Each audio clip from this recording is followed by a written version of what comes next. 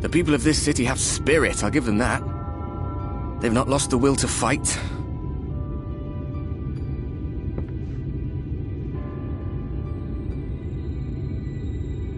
I can imagine how torn you must feel, looking at that sky, knowing what it means to everyone, and that you're responsible.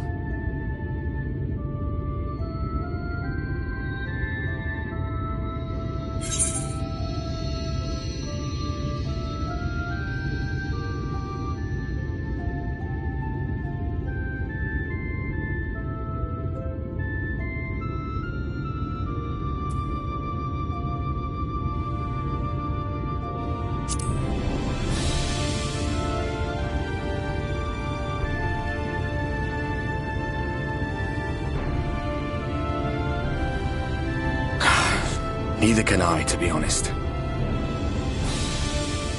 But you heard what the Ascian said. The light you shine will warp the world around you, whether you like it or not. Even your Stola and Reen had to concede that point.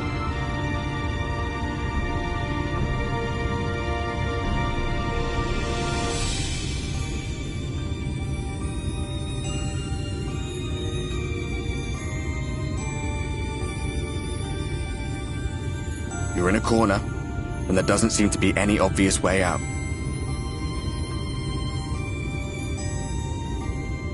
But that doesn't mean it's over. However hopeless it seems, you haven't lost yet.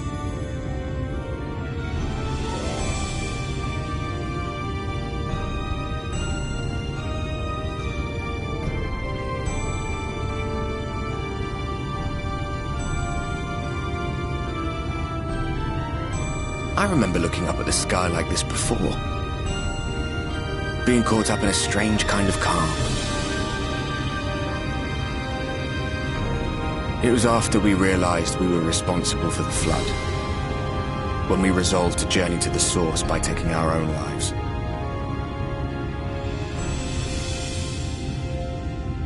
One last sacrifice. One last fight. One last failure. And then the Oracle appeared and, well, you know the rest. There were times in the years and decades that followed when I wondered if we might not have been better off just letting the rejoining happen.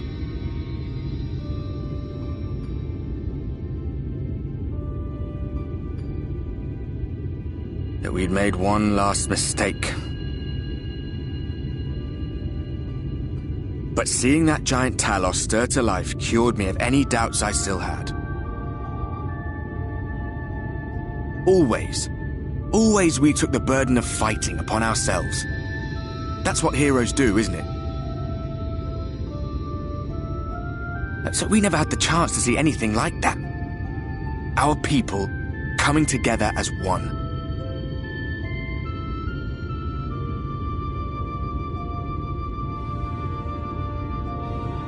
To think that their hope still burned so bright. That they were still so eager to live, they would lift up their fellows, one on top of the other, till they reached the sky. No.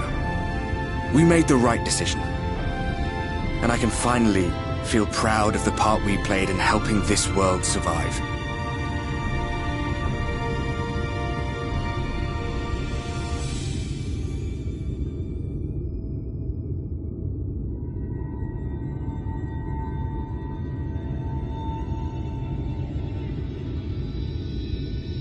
Well, come on then.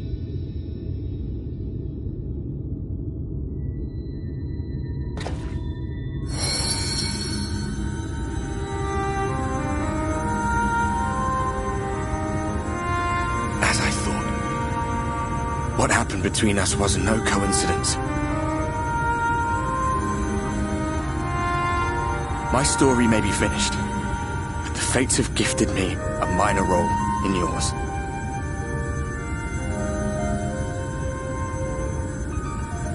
I suspected as much the moment I realized you could hear me.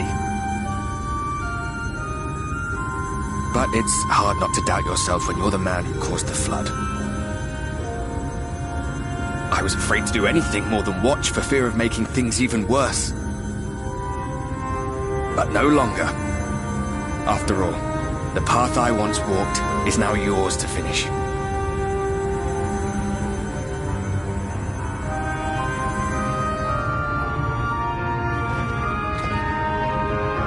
For what it's worth, I cast my lot with yours. If you need a push, I'll be right there behind you. If you lose control, I'll do my best to stop you.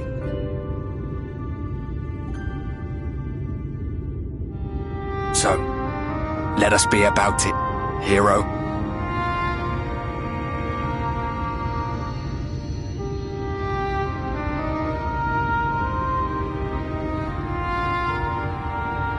Oh, I was worried you were up here all alone, brooding and fretting and wallowing in your woes. But look at you, grinning at nothing like a pollen-drunk pixie.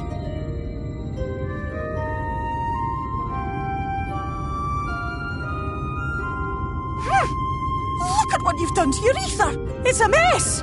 And you have cracks running all through that pretty soul of yours. My poor little sapling. Whatever am I to do with you?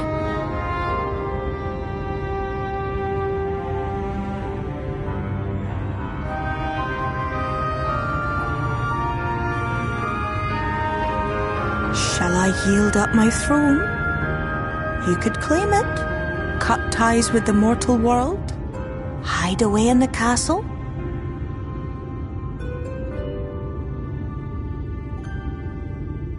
It won't fix the problem, but would it really matter?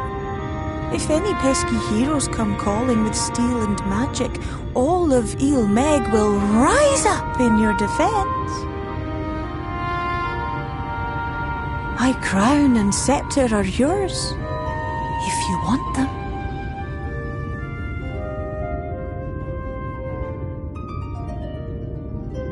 What? Don't give me that look! Of course I knew before I asked that you'd never ever heed such a wicked suggestion.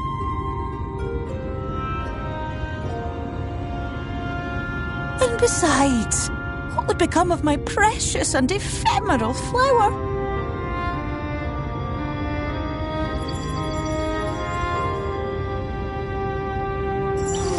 Dear beloved sapling, you are lost, confused, and have precious little time to gather your wits.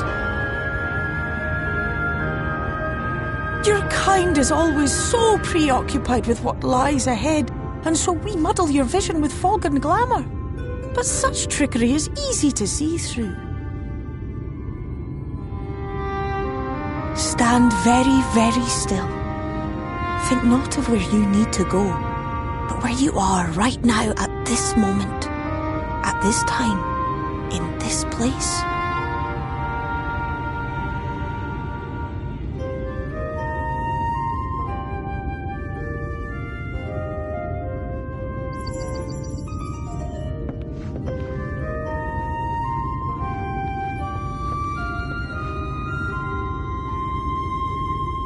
Our cairn of crystal.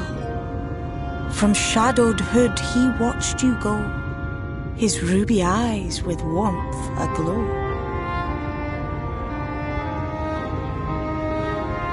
See yourself as he saw you, and that shall be the clearest clue.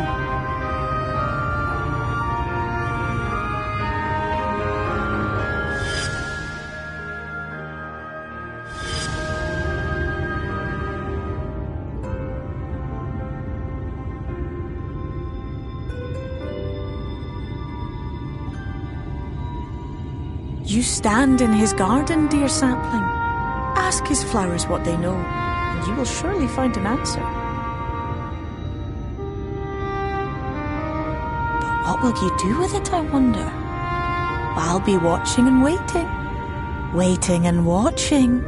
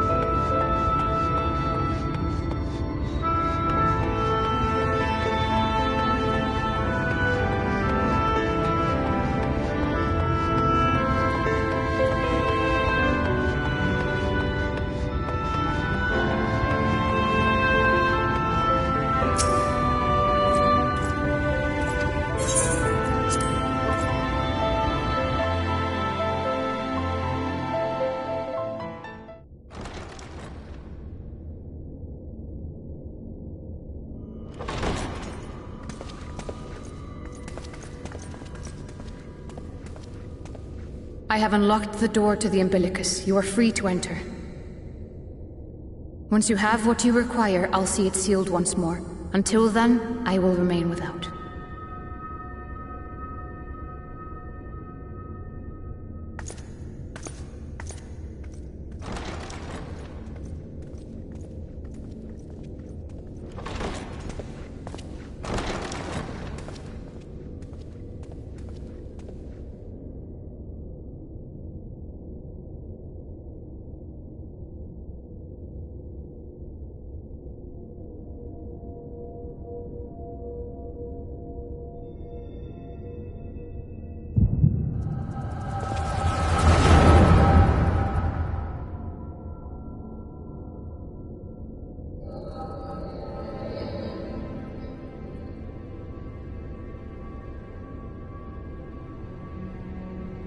A moment to collect my thoughts, I prithee.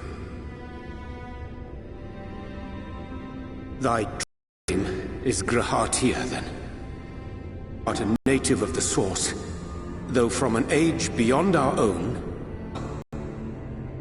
Thou hast, by subtle means, reached across the boundaries of time and space to unsow the seeds of catastrophe, ere its creeping vines drag our champion unto an early grave. In essence, yes. A difficult story to swallow, I am sure.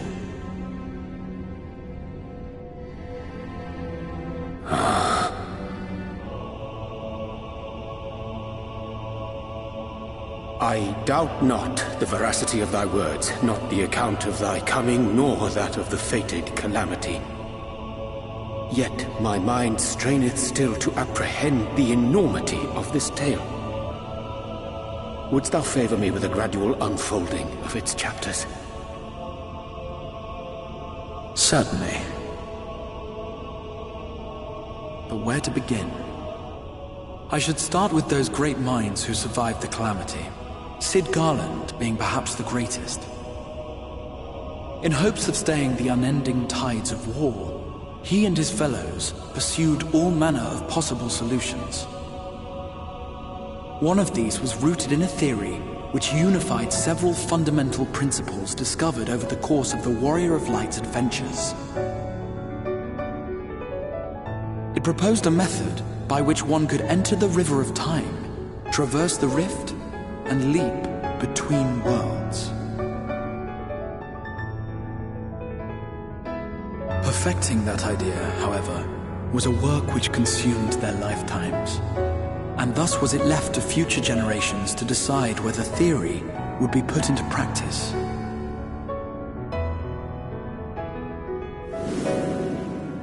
But all the while, the world continued to burn. Hope was a feeble outpost, beset on all sides by thievery and misery and murder. People cried out in despair, "There is no hope! We are finished! Mankind is finished!"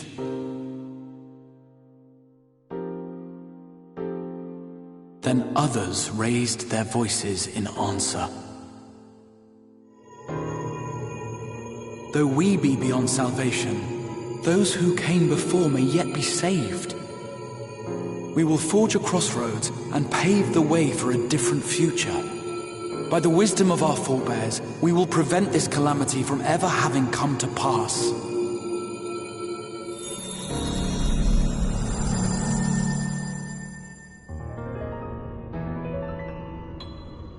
The fighting went on unabated, but some few took up Sid's research and labored to realize those impossible ideas.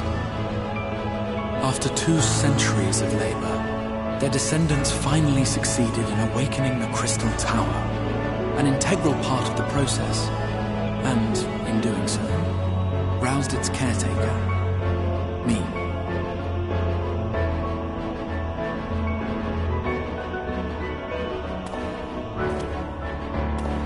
By this stage, scholars had largely established the phenomena underpinning the rejoining, and identified the first as the shard which precipitated the 8th umbral calamity. This grand structure was already capable of storing the energies required to attempt the translocation, All that remained was to augment some few of its functions based upon the theoretical models of Cid and his compeers. And by means of such technologies didst thou effect thine arrival in the First, to an age before this star had joined with the Source.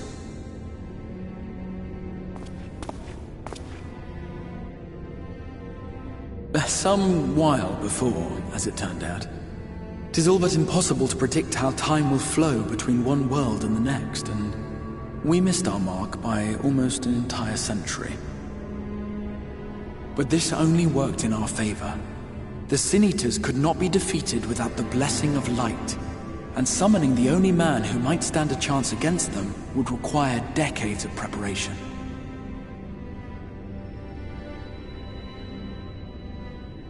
An undertaking of scarce credible endurance. That thou hast kept thy plan from falling into disarray these many years bordereth on the miraculous. Yet howsoever history be rewritten, thy present self was shaped by events which followed the calamity. Should said catastrophe be averted, the very skein of thine existence will unravel. Surely thou hast foreseen this. I am aware of the consequences.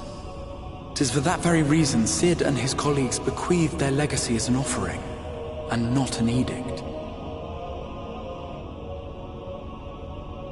To give all of oneself for the happiness of others, and with no promise of reward, 'tis a hard thing to ask. Harder still for those condemned to survive in a world which pitted brother against brother. Indeed, you are right to call the execution of this plan miraculous, though the force which held it together was nothing so inexplicable. It was him. The warrior of light has been our unbroken thread.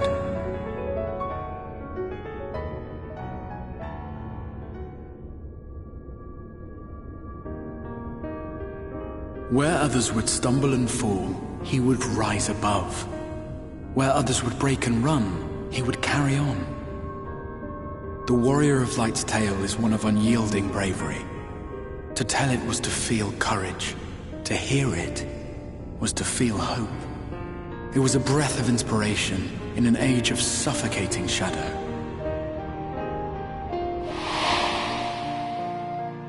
In the histories of a fallen nation was our hero hailed as its greatest ally. In the time-worn pages of a noble's memoirs were his deeds joyously retold.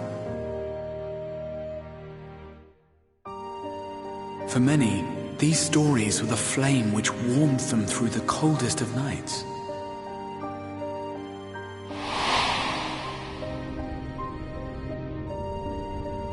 And so it should come as little surprise that the plan found no shortage of volunteers, concerning as it did the warrior of light himself. It was their chance to add their own verse to the hero's saga. He was the lodestar that brought them all together, to send their final message back through time and space to him.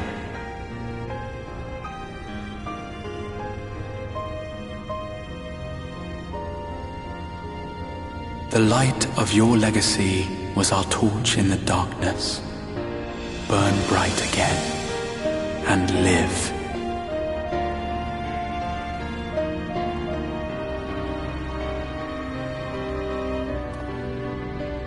I am merely the bearer of that wish, come to ensure it is safely delivered.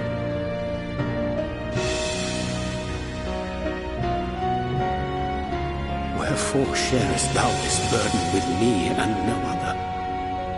What wouldst thou have me say? That you will be my accomplice? 'Twas you yourself who convinced me of your suitability when you spoke of how you learned of the Flood and of your part in arranging Minfilia's journey to the First. Your actions showed uncommon resolve. 'Twas clear you were committed to the cause of saving this world. I knew I could trust you to choose the right path forward, even if that choice came with a heavy price.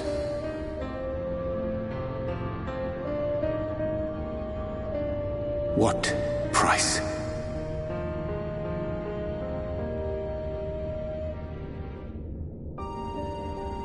When all is said and done, and the last of the Light Wardens lies slain, I will absorb their corrupted ether, and then I will die. Knowing what I know of your companions, not to mention your champion, they will try to stop me. But in saving one, they would save none. Therefore, I implore you to aid me in concealing my identity and ensuring this tale ends as it must. To this end, I would have you take what I have told you of the Calamity and make of it a portent, a prophetic vision you beheld in the swirling chaos of the Rift.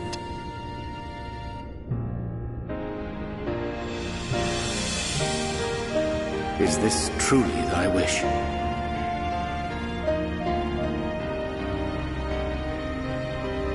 At this point in time, the Warrior of Light and I have yet to meet in Eorzea, and I would not wish that meeting soured by events which happen here.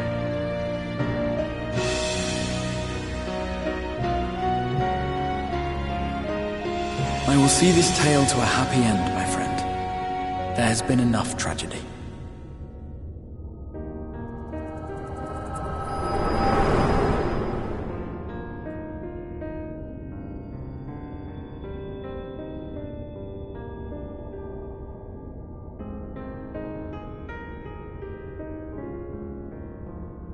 Careful now. If you lose control again, the Light could claim you for good.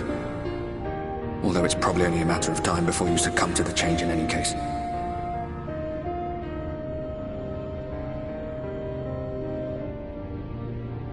What do you mean to do?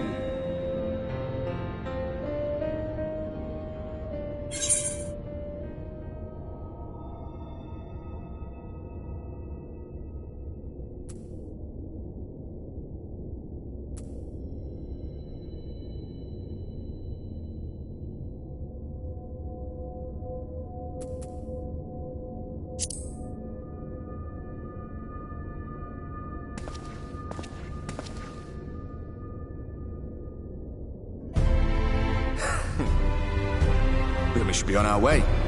Dacian mentioned the Tempest, did he not? That's the stormy seas around Calusia to you. His lair must be down there somewhere, hidden beneath the waves.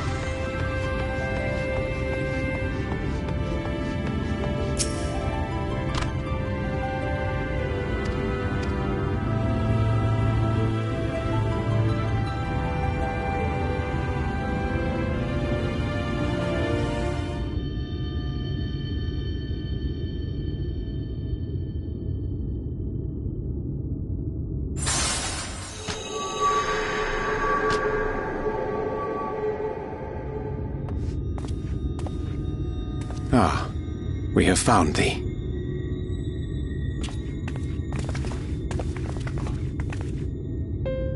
Word reached us of thy recovery, and thus did we gather with all haste.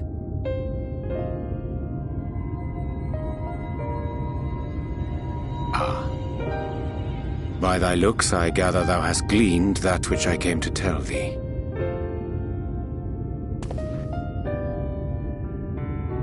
Urianger has shared everything with us. The Exarch's true identity and purpose.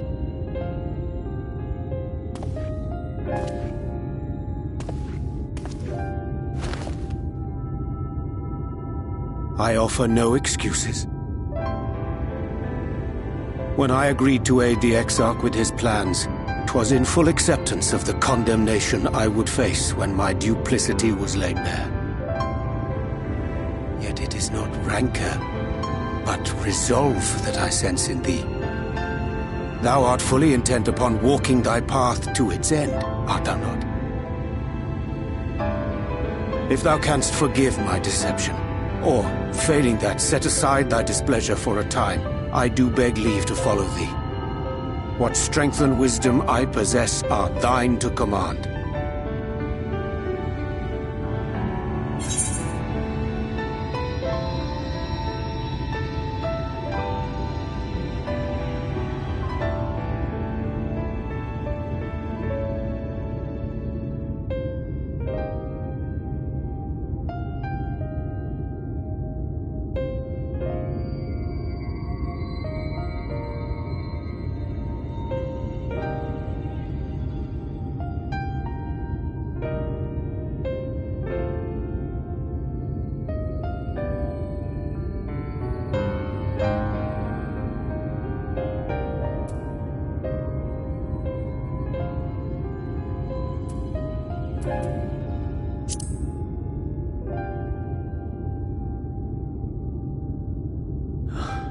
I thank thee. Doubt not but that I will do all in my power to repay thy kindness and fulfill the Exarch's wishes.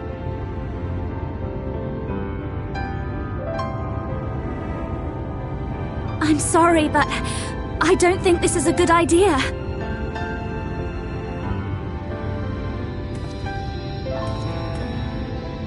Leaving the Crystarium, I mean, with or without Urianger. What I did for you won't last forever. There's no telling when the light will break free again. Please, you must stay here, at least for a little while longer. We will find a way to cure this, I promise you. How can you make promises? We don't even know where to start. Alize, please. You know Reen was only trying to help. Of course I know only too well. But making promises you have no way of keeping is not a kindness. It's a lie. Plain and simple. We've all searched high and low for an answer, and every one of us came back empty-handed. I am not about to stand in his way now. Not after failing him in his hour of need. No! The least we can do is...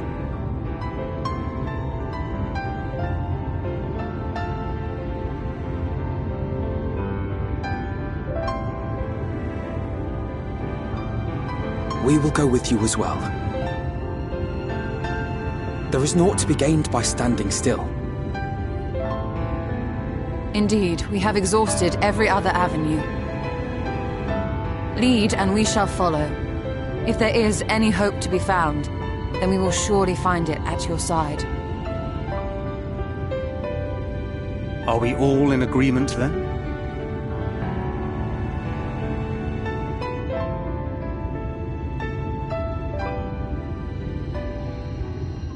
Is there aught we can do to help?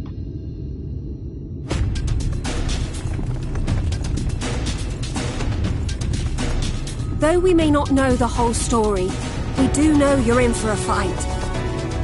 And while the Exarch's away, it falls to the rest of us to see the Warrior of Darkness is given a proper send-off. You told them! No! Well, not in so many words. Aye, we didn't need it spelled out for us. When the night sky appeared over whichever place you went to, it was harder not to put two and two together. From the moment I heard that you and the Exarch shared the homeland, I had my suspicions. Long had he been waiting for a certain someone to arrive. And I knew at once that it must be you. Exactly. When he went up to meet you, it was clear it was no ordinary visitor. That spring in his step spoke volumes. I could feel his excitement. Eat him! That's right!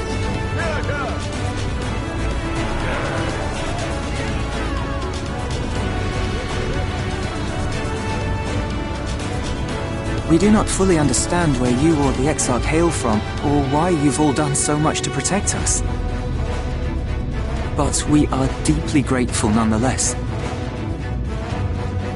So, if there is anything at all we might do to aid your journey, you need only name it. What would you have of us?